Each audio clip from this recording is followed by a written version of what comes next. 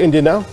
All right, let's go to our correspondent in India. The ISRO's moon mission, Chandrayaan 2, will be launched today at 2:45 p.m. India time. This after the July 15th takeoff was aborted last minute because of technical difficulties.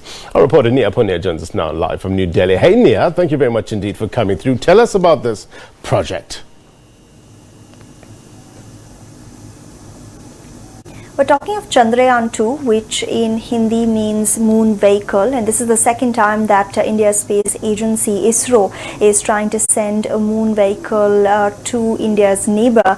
And the idea here is twofold, Blaine. One, to land on the moon's surface, a feat that only 3 other countries have achieved in the past. That's the United States, China and Russia. And more importantly, to land on the lunar South Pole. This is an area that's completely unexplored. So India hoping to make a very important footnote in space history through this project. We're celebrating, 50 years? I think it was yesterday, if I'm not mistaken, on the 20th, one of the days that the first landing on the moon. So much celebration in terms of this achievement.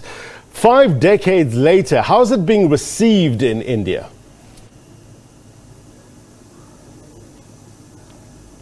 Of course, a lot of excitement. A lot of people were sharing old newspaper clippings of how their parents had watched that historic moment unfold.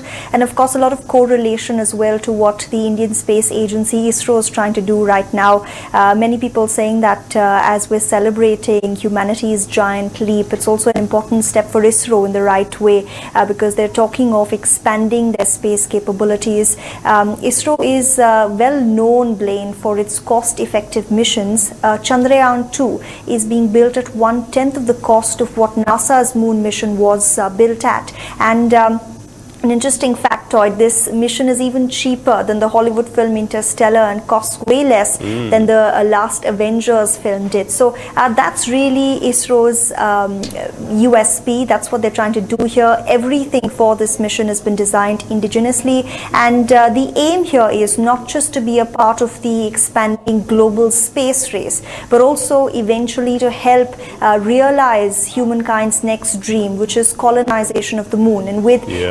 effectively cost-effective technology coming out of India, ISRO is hoping it can play a part in the realization of that dream. Just tell us about, in July 15th, there was this aborted takeoff due to technical issues. What were those issues? What do we know about it? And are they confident it's all systems go this time around? So what happened the last week when ISRO was attempting that takeoff, about 56 minutes to the takeoff window is when a technical snag was reported. ISRO abandoned the entire operation entirely, saying that this was done keeping in mind that caution was the need of the hour. And the leak, there was a leak reported in the launch vehicle, which is why this decision taken. ISRO says that while these kind of things are normal, when you have space projects, you don't want any margin for error, which is why that decision was taken. And the space agency says they fixed that leak, and today they have a 1-minute window, which is when that launch needs to take place. They said they've done a dry run, everything seems to be in place, but in the eventuality that something goes wrong again, they have all the days until the end of this month to try and attempt this launch again. ISRO's main message to the country and the rest of the world seems to be, we want to get it right, because if they don't spot any error before takeoff, then the probability of the entire mission imploding is very, very high. What about the weather conditions, Neha? Is it conducive for this launch? Yes, it is, which is why they've chosen that very exact time of 2:43 p.m. India time. It's going to be a cloudy day. If there is any thunderstorm, that possibly could derail that launch. But so far, the weather forecast seems to be clear. But like I said, ISRO is also prepared for any kind of eventuality. They're saying that they've identified backup launch periods for the rest of the month. So they're keeping an open mind when it comes to this launch. But so far, everything seems in order. I read something that Buzz Aldrin, the second man to step onto the moon, and I'm just paraphrasing, but he was saying that the next frontier is space travel. And what sense are you getting from the youth, especially in India? Are they buying into this idea? Are more and more people studying towards a career in this?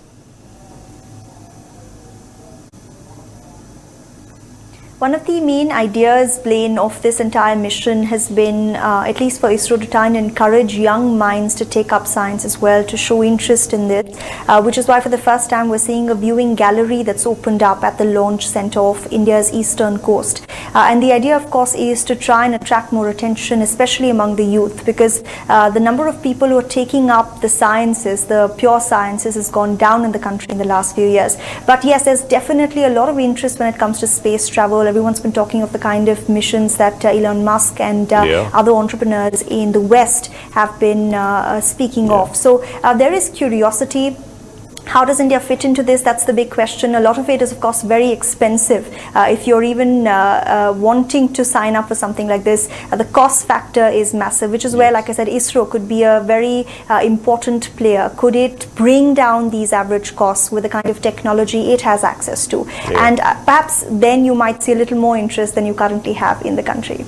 Yeah, Richard Branson was the other businessman that, brought onto this idea of taking people to space. I guess it is the next frontier. Thank you very much, Neha, for your reporting. Appreciate it. No doubt you'll come back to us and let us know if all went well. Thank you. Neha Punia is our correspondent in New Delhi, talking about the ISRO moon mission, Chandrayaan 2. It's what it's called, and it's launching today. I have it here at 2:45. I think Neha said 2:43. So it's that narrow window that they have in terms of the ideal conditions for this launch. So we'll get more from Neha in a short while. Okay.